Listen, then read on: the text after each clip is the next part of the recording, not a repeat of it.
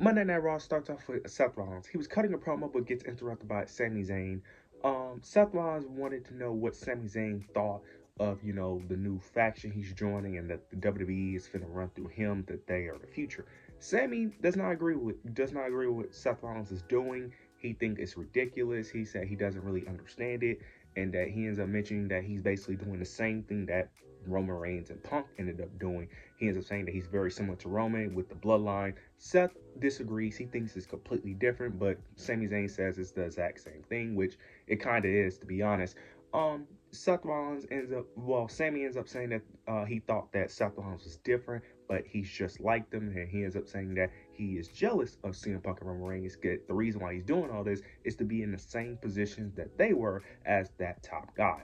Seth Rollins ends up giving Sami Zayn an ultimatum. He ends up saying that, look, he knows that Sami's not going to agree with his decision, so he said, look, just move over to SmackDown, and that you could just be away from us. That way we don't have to interact, because he doesn't want to hurt Sami Zayn. But he ends up saying that he needs Sami Zayn's decision by the end of at the end of the show, which plays a factor in the main event.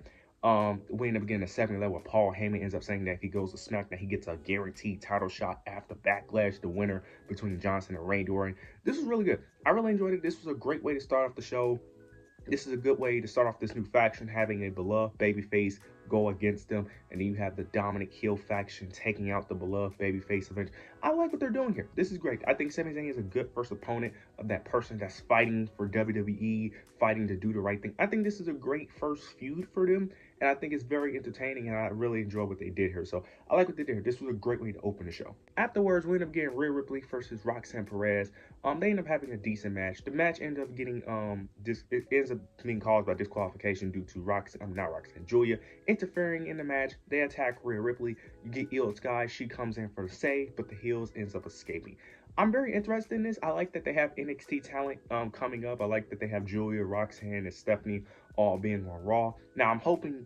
I think part of the reason why they're doing this is because there are rumors that they are doing a women's evolution. They're doing Evolution again during the summer, so I'm assuming that's part of the reason why. But I'm hoping this is also a sign that they're going to eventually get called up to the main roster very soon as well. Because to be honest, they don't really need NXT. They don't really need NXT, so I think it's just best for both parties, for NXT and the main roster, just to have them be on the main roster. Also, this just continued the story of Rhea Ripley and Io Sky, because they ended up having a segment where Rhea felt like she didn't need help, but Io ends up saying that it looked like she did, and Rhea says they're even now. So of course we are, this is playing the story of Rhea Ripley, Io Sky eventually having another one-on-one match. So we'll see how that plays out. But I am interested to see Roxanne Perez, Julia, and Stephanie see how they continue to build them up. Mainly Roxanne Perez, because I am very interested that they're already putting her in a match with Rhea Ripley. Gives me high hopes. Now, they did this with Carmelo Hayes as well, with Cody Rhodes, so let me not, get too excited, but the fact that they're already putting her like a main event spot is a good sign. Afterwards, we end up getting Logan Paul and Jey Uso. This is very simple. Logan Paul wants the world title. Jey Uso comes out. They have a little bit of a back and forth.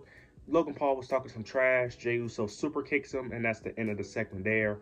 It looks like we're getting Logan Paul and Jey Uso at Backlash, which I actually don't mind. Backlash is typically a filler pay-per-view anyway, so this being a filler feud is really not that bad. Plus, this works anyway because this is a opponent that, well, Jey Uso was never going to get booed, but this is like the ultimate opponent where Jey Uso can't get booed and that everyone wants Jey Uso to win. Where if you put him against other heels, there are people that are going to want the heel to win due to Jey Uso being hated by the internet. This is that one feud where no matter how much you hate Jey Uso, you're not going to want Logan Paul to win due to how much other people hate Logan Paul. So this is the perfect first feud in my opinion. Plus, it's only like a week and a half to like Backlash. So like what else did you really want them to do for their, come on, it would be different if this was like any other pay-per-view, but since it's Backlash and they don't have much time to build towards another feud, this is fine for me personally, and the match should be somewhat decent, so I'm actually cool with this rivalry, to be honest. For it being a short-term feud, I'm cool with it. So I'm actually interested in this match overall.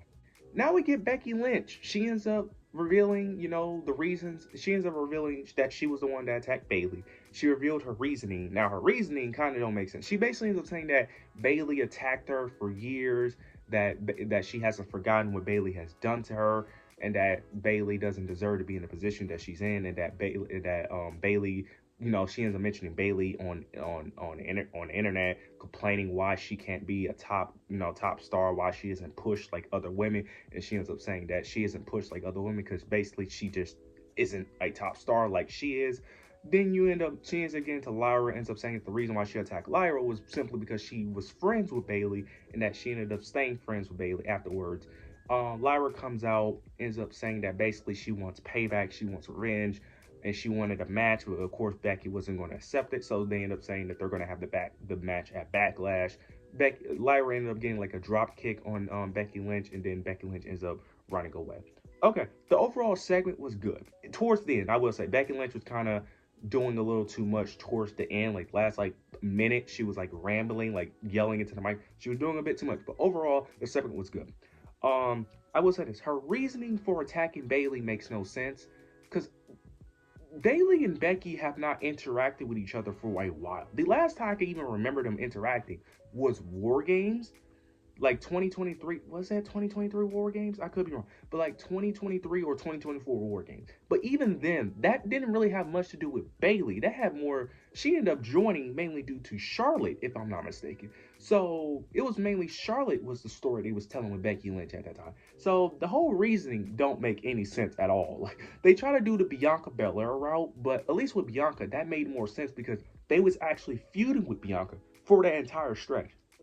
Becky Lynch, that just made Becky and Bailey having interacted with each other in years, if I'm not mistaken. I could be wrong, but it's been a while since they interacted, so I don't know where they're going with that.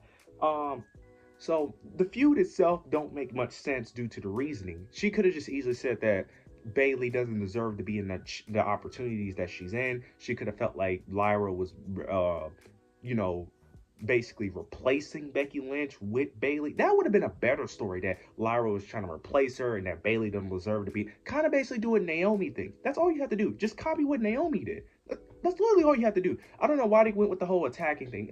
That made no sense because I can't remember the last time Bailey and Becky even interacted with each other in the last few years. So that to me made no sense. They could have just done the Naomi route, but they went with this route instead. I'm excited for the feud, excited for the match, but yeah, I don't know why they went this route, but I'm still interested in this match, interested in this feud, but I don't know why they went with that reason. That reason made no sense. Afterwards, we end up getting Pat McAfee. I'm not gonna go that deep into this. Basically, Pat McAfee calls out Gunther. He basically ends up saying that Michael Cole is his friend, Michael Cole is his brother, and that he attacked Gunther due to him attacking his brother, and that if he has a problem with Cole, he has a problem with him, and he wants a match. Nick Aldis comes out, basically makes the match official at Backlash, so we're getting Gunther and Pat McAfee. I don't care. Look, now to be fair, this was kind of my fear. I had a fear that they was going to make this into a storyline, which I said that I don't understand the end goal here, because Pat McAfee, don't get me wrong, I don't hate Pat McAfee, he's fine, but why is Gunther facing Pat McAfee? Now, this is a fine filler feud, but really though, Pat McAfee and Gunther, when we know who's obviously going to win this match, I'm going to be honest, if Gunther don't demolish Pat McAfee, this is stupid. That's the only way I see this being justified. You need to have Gunther demolish this dude. Do not have this be competitive. Absolutely not. Gunther needs to demolish the dude, possibly make him bleed. I don't care. Gunther needs to demolish him and make this very quickly. That's all I have to say about this. Now we get the main event. We get Seth Rollins and Sami Zayn. Seth basically ends up wanting Sami to leave because he doesn't want to hurt him. He wants him to go to SmackDown. Sami refused. He basically like, look, you're not going to threaten me that I'm not going to back down from a fight. I never back down from a fight. He ends up saying that Seth is trying to manipulate him with using the world title because that's the one thing that's been as an asterisk on his career, that he's never been able to do it. But he says that when he does do it, he wants to do it the right way. This leads into Braun Breaker and Sami. Braun Breaker and Sami have a match. Braun Breaker basically demolishes Sami. They ended up calling it a no contest, or they gave Braun Breaker the win. Either way, they end up just ending the match because of Braun Breaker just destroying Sami Zayn. It ends with Seth Rollins hitting a curb stomp, and that's the end of this show. This was a good show overall. I really like what they're doing here. I like how they're slowly building up this new faction. Still interested if they're going to have a new member, because I do think it could use a new member, but the three of them is fine. But if they do add a new member, it has to be the perfect third member. Well, fourth technically is Paul Heyman, but it'll have to be the perfect fourth member. I don't think anyone could just join this faction, but I like what they're doing here. I like that Sami Zayn is the first, underdog guy that's fighting, trying to overcome this new faction. I like it. I think it's a good story. I think eventually Jay Uso will get involved in this storyline, especially because they did have a backstage segment. So I think this is definitely going to lead to eventually Jay Uso getting involved due to Sami, and Jay Uso is going to be one of the underdog baby faces to fight in this faction as well. I like what they're doing. This is very interesting. This was an overall good episode of Raw, but you guys let me know your thoughts and opinions below. Make sure to like, comment, subscribe. But yeah, that's it.